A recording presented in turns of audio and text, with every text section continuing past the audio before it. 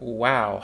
It's been 3 years since my Coen Brothers video dropped. Somehow, it has managed to be one of my most popular videos on this channel. I'm so glad you guys actually liked it. Their movies mean a lot to me, even the ones that I don't like that much. They've helped me foster a love for filmmaking as a visual form, and that video is me expressing my admiration for their work, both good and bad. In those 3 years, the brothers still haven't made a movie together. Ethan and Joel have gone in their own direction, so I thought it would be a good idea to just look at what they've been up to, check in on them, and see what a solo Coen Brother project looks like. Join me as I take a visit to what has happened with my favorite directors, what they've been up to, and judging what they can do apart. And at the same time, trying to see what can be said about them from these films they did separately, and what they contribute to their partnership. So let's just jump in.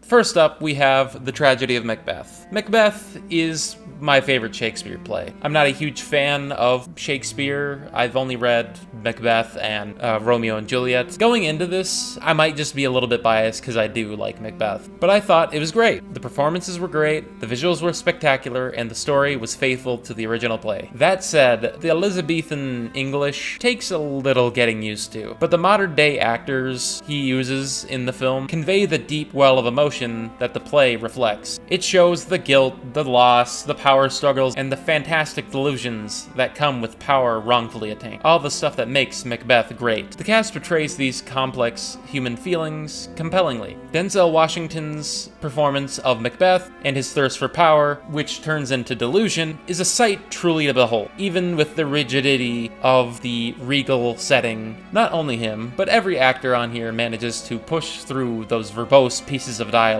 and capture the humanity behind them. The excellent cinematography here also enhances those feelings. It has a very angular look, one that enhances the bare environments, reminding me a lot of Orson Welles' version of Othello, another film that expands the work of Shakespeare beyond the theater stage, bringing out the vibrant tone of the drama. However, The Tragedy of Macbeth conveys a foreboding sense of unrest that version of Othello misses, with its barren environments, sparse set designs, and empty-sounding rooms that convey a terrible sense of dread on a different magnitude. At the end of the day, this is a great adaptation of a classic play, and yet, in saying that, it lacks the personal touch of a Coen Brothers film. I'm not knocking it for that, it's a genuinely great film, but I think if you were expecting a Coen Brothers film, you will be left disappointed. It's also not my favorite adaptation of Macbeth, but, that's splitting hairs here. It's a classic work. And when you're going up against film giants like Akira Kurosawa, Roman Polanski, Orson Welles, and many, many, many more, it's hardly a fair fight. And to answer your question, Kurosawa's got the best one. No one does Shakespeare better than Kurosawa. So this one is a good start for a solo Coen Brothers film. It at least displays a technical prowess that, of course, comes with the 30, 40 years of filmmaking that Joel has under his belt. But I felt like I wanted more of a Coen Brothers feel out of it. Then again, it's Macbeth. It's hard to do that. It's hard to do a Coen Brothers film and Macbeth, trying to combine them. It can be done, but this film doesn't do it. Next up, we have a little bit of a detour from his brother Ethan, and it's a music documentary about Jerry Lee Lewis. Definitely an unexpected turn for Ethan Coen to go in. I never thought he had interest in making a documentary, especially one about a rock and roll legend from the 50s like Jerry Lee Lewis. Yet, watching it, I could tell that he didn't have all that much interest in it. This was made during the pandemic, so it's one of those many weird projects that was produced during this time that you can just tell had weird constraints around the production. And trust me, you can see. This movie just lacks personality. It feels like it was dedicating itself solely to telling the story without any inflection. It's not bad by any means, but it doesn't grab someone who isn't already familiar with who Jerry Lee Lewis is. Even I, with my limited knowledge of who he is, didn't find it all interesting. I knew about Great Balls of Fire and him marrying his underage cousin, still fucking weird. But that's about it. The film skims over that last part, by the way. That controversy should have been a larger point in this film. I mean, it could have just been the whole point of this, because it was such a big deal at the time and altered the trajectory of Jerry Lee Lewis's career. It has a little bit of time, but not enough for something that big in his story. This movie's just so dry. It's like a PBS documentary, which is fine if your audience has an interest in the subject and if you weren't one of the Coen Brothers. If this was an actual PBS production, I'd say it's pretty decent. If you were interested in the subject, I guess it serves its purpose. But if you want to be entertained, it doesn't deliver. I'd compare it to something like Edgar Wright's documentary on the Sparks Brothers and their extensive history of releasing and making albums. It mixes in a lot of interviews of famous people who enjoy their music and going through their discography album by album, taking a look through their career in an interesting fashion. Edgar Wright transposes the passion of the Sparks Brothers' famous fans and uses it to talk about their career and makes you share in that passion. With Trouble on My Mind, the documentary about Jerry Lee Lewis, there's none of that. It's a documentary. Even worse, it's a pandemic documentary too. I could go on and on about this, but it's a pretty short documentary and it's a pandemic production, so I'm just gonna give it a pass. But I still would have wanted a lot more personality here. There's just nothing. But then, Ethan Coen finally decides to release his first feature-length film, and it's a comedy, which is one of the many strengths that the Coen brothers have as directors. It's their comedic inflection and how it's used in crime stories. It's one of their greatest strengths. So surely, this movie's good, right? Well, in Drive Away Dolls, comedy makes me roll my eyes so much they could have been used for perpetual motion machines. So yeah, it's bad. And if the comedy in a comedy movie fails to deliver, everything else about the experience comes apart. The story follows a pair of women as they travel across country while being chased by inept criminals. While it does sound like a Coen Brothers film scenario, there just seems to be something lacking. You could see similarities between this and something like Raising Arizona. But Drive Away Dolls has none of the heart and none of the outstanding comedic performances that film has. In fact, the performances here are quite grating. The comedy is just cheap and poorly written and just full of lesbian sex, and not even like hot lesbian sex. They go for the sex comedy angle a lot, and it's as tacky as something you would find in like a Farley Brothers film. But I think the tone is trying to go for something higher brow than that, and it just fails. At least the Farley Brothers films kind of know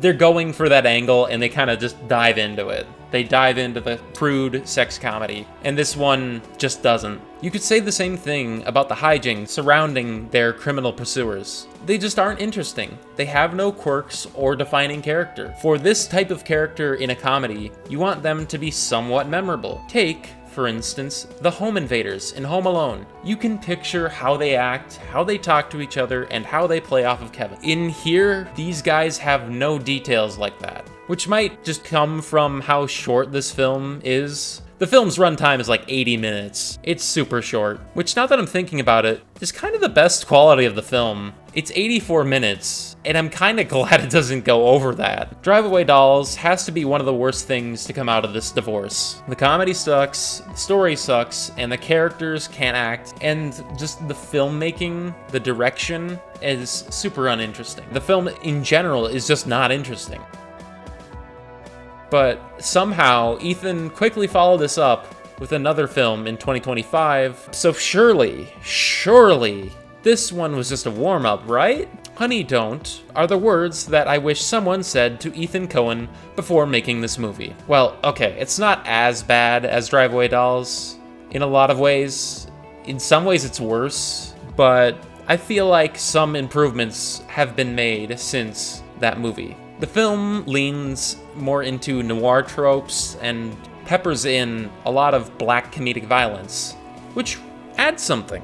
It follows a private detective, Honey, who searches for answers to what actually happened in a suspicious car crash with a potential client of hers. The comedy still sucks here, and the air around the characters is just as stifling as it was in Drive Away Dolls. Again, it at least has the framework of an interesting premise. The character's main investigation adds little to no value in the film. It just leaves no imprint and no memorable moments. Again, I'm gonna keep comparing it to the Coen Brothers work, but this is like The Big Lebowski in that way, because in The Big Lebowski, the dude pretty much does nothing throughout the investigation, but his nonchalant attitude is present throughout the film and leads to some amazing comedic interactions. In Honey Don't, not so much. It just all feels abrupt. Things get tied up haphazardly, and we find out the real culprit with little to no suspense or lead up. Like, the story is all over the place. In that way, it's worse than Drive-Away Dolls, but I think the way it presents the story is a bit better than in his previous film.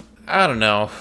This film just feels so haphazard. It just dashes from plot point to plot point with very little development of any of these intriguing moments that we could learn more about. It rushing through the story in a way that bewilders the audience at these scenes that just feel loosely connected. The best thing I could compliment the film on, besides its forgiving runtime of, thank God, 90 minutes, is its comedic action. At times, it works, and can get a chuckle out of me, but most of the time, it still falls flat. In that regard, this film ends up feeling more like Burn After Reading than The Big Lebowski, yet has none of the satisfaction or comedy of either. The concept he is going with on both Drive-Away Dolls and Honey Don't could be interesting. His take on the lesbian B-movie angle is an interesting concept on paper. However, the production that went into these films feels so rushed. Supposedly, there's another one of these in the works. His wife, who worked on these movies, said so, describing the next one as the last of a trilogy of lesbian B-movies. So, you know, there might be hope for a good movie soon. Just not that one. In viewing these 4 films that the Coens have made on their own, you can see what they add to their partnership and why they work so well together. And at the same time, you can see what they lack when they're not working as a team. Ethan, even in his weak string of movies that he put out by himself, shows that he brings the black comedy elements to the table. They may not work in the films that he has done it in. It is a crucial element to what makes the duo's work best. Joel, in his one solo film, has exhibited his strength for drama and a virtuosity for filmmaking. I've been shitting on Ethan a lot in this video, but just know that without him, the movies they made throughout their 3+ decades of work together, they would not be the same. They both bring a lot to the table. They both probably offer up good ideas and correct ideas that don't work. And at the same time, you can kind of see in these films who has the dominating personality of the two. And not even just the films. You can look at interviews and you could tell. You could look at another duo who have worked together for their whole career, like Trey Parker and Matt Stone. You can see who brings the conversation further and offers up the best ideas. And at the same time, they need the other person to kind of bounce things off of, just because of that deep understanding of one another. A part of me hopes that Ethan and Joel will make movies together again. The films they have done on their own offer an insight into their contributions in their great body of work, for better or for worse. However, at the end of the day, they are two halves that feel best when they are whole. I just hope we get some good movies out of them. You know, it doesn't matter if they're working together or not. If the movies are good, that's all you need to make me happy. They are my favorite directors for a reason. No matter how much they stumble, I will always be interested in their work. What do you guys think? Should they continue on their separate paths, or are they better off together? Let me know in the comment section, and I'll see you guys later. Bye-bye!